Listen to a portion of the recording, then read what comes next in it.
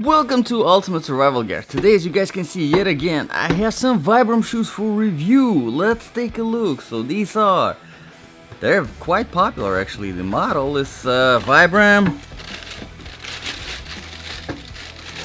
V-Aqua. Yes, water shoe. Yes, this is specifically a water shoe, and what makes it specifically a water shoe, besides...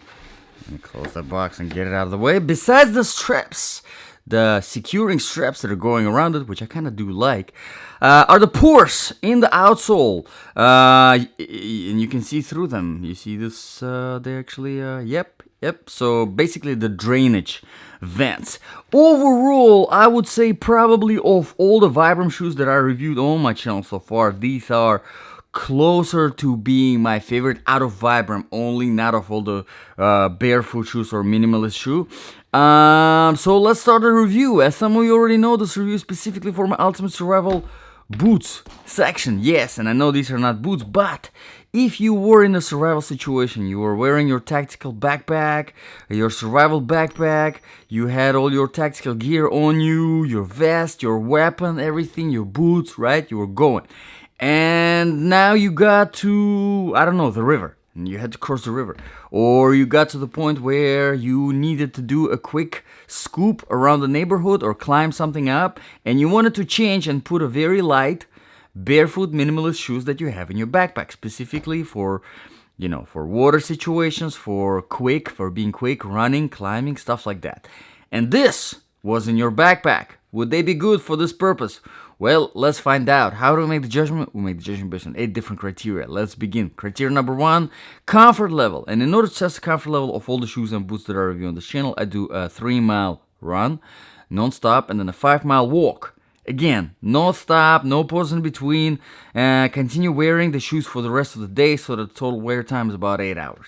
And, like I said, of all the Vibram shoes that I reviewed on the channel, this would be my more or less favorite out of them. There are a few reasons why. Comfort level would be one of them, and one of the factors that contributes to the comfort level would be weight. So, let's grab a scale.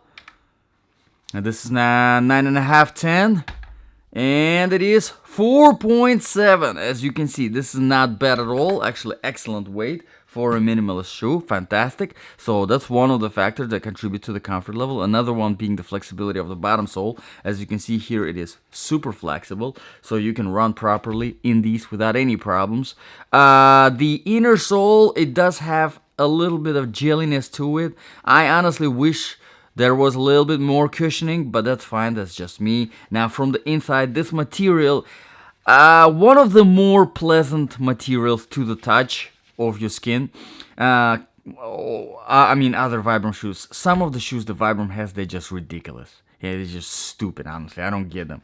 But this is more or less acceptable. Now, the things that take away from comfort level is these fingers. You probably already know by now, I hate these fingers. I don't understand what the point of them is. I would rather see one normal toe box like everything else. But these things, the material here gets in between your fingers, your toes, and it just feels weird, really weird and uncomfortable, and it creates fatigue points. I don't like it at all. But again, these are very popular. 2,000 reviews on Amazon, so people do like them. So hey, you never know, maybe you will like that. But let's move on to the criteria number 2, proofing and protection. Obviously, there is not much to talk about here whenever it comes to protection. There's no protection here at all. From the bottom, no protection. Don't expect much of the protection from this outsole because it is ridiculously thin. Stepping on a rock, you feel it. Okay, so keep that in mind. Proofing wise, these are not waterproof, which is completely fine with me because they're supposed to get wet. And one thing that I wanted to mention here, which I think is quite smart, Vibram that implemented that sticky material on the inside by the heel, so that whenever you're wearing these underwater, it kind of sticks to your skin and holds it in place. I think that's pretty smart. Just wanted to mention it. But let's move on to the criteria number 3, quality and the design features. Now, quality-wise, like I said, these have over 2,000 reviews on Amazon, almost 5 stars. So people actually do like these. Yes, people are not complaining about these fingers, whatever. People are not complaining about the stuff that I'm complaining. So maybe I just like to complain. You never know. But the link is in the description below if you want to check it out. But the design features, a few things I wanted to mention. Obviously, besides fingers, screw them freaking fingers. The straps. I really do like the straps. My only problem is that they do create a little bit of a tripping hazard, but it makes it much easier to put it on. Although it is really hard to put it on because of the fingers, because you get your toe here and then you change it and it goes there, and now you're freaking messed up here as well. Stupid. But the straps are good. You just strap it up, and I do like this part too because it kind of creates a wraparound feeling. But again, this is quite a lot of the tripping hazard there.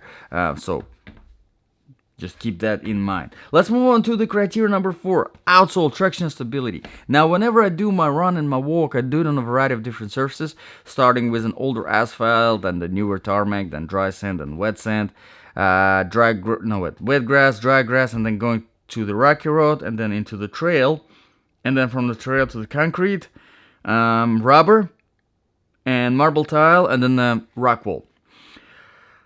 Okay, so this outsole, I do like the design, but unfortunately, because it is so thin, it is too flimsy. It just does not have enough of aggression to create any kind of good traction, So it performs decent on asphalt and easy stuff, right? But whenever it comes to the wet grass, whenever it comes to the wet, anything slippery, now you start to slip and slide a little bit because there is no aggression here. And I know Vibram tried to do here kind of a slip resistance type of design, judging by these triangles, but it just does not work because it is so flimsy and thin. So I would rather sacrifice a little bit of lightness and get a little bit of a thicker outsole and have a little bit more aggression to have it handled. But to me, especially if you're using it as a water shoe, if you're crossing the river and you're walking underwater on the boulders and they're very slippery. As some of you know, if you cross the river, you know how they are. Those rocks,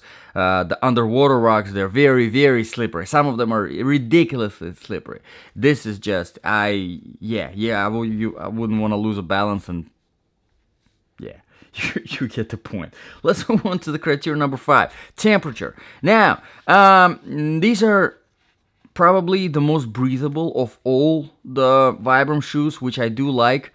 For some reason, the material that Vibram decided to use on most of their 5-finger shoes is just not breathable enough, so it makes it really hot. So in hot weather, you don't even enjoy it in the hot weather. All right. Obviously, I'm not going to mention the winter. Makes absolutely no sense. This has nothing to do with cold temperatures. But let's move on to the criteria number 6, sizing. These do run a little bit on the smaller side for whatever reason. Usually, Vibram shoes size 9.5, 10 fit me perfect. This is a little bit on the smaller side, so keep that in mind. Let's move on to the criteria number 7, balance of application. So if these really were your ultimate survival minimalist shoes that were in your survival backpack, and you put them on and you had to do whatever you had to do, would they be good for whatever you had to do? Personally, I wouldn't choose them because they take too long to put on. Not enough of the protection from the outsole. This absolutely makes no sense to me. Not good enough comfort level. And bringing to the criteria number 8, the very last criterion here, the price. $80.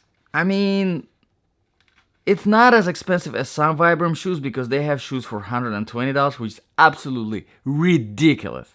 I don't know who buys them for $120, but even for $80, this is way too overpriced in my opinion. I mean, I don't know what you're paying for here. The fingers, the barely existent outsole, the barely existent shoe in general.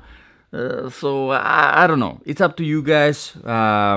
Overall, as a water shoe by itself, if you just take it as a water shoe, all right? If you went out on a boat somewhere here in Florida and you were stepping off the boat into the water and it's the beach, nice beach, sand, right?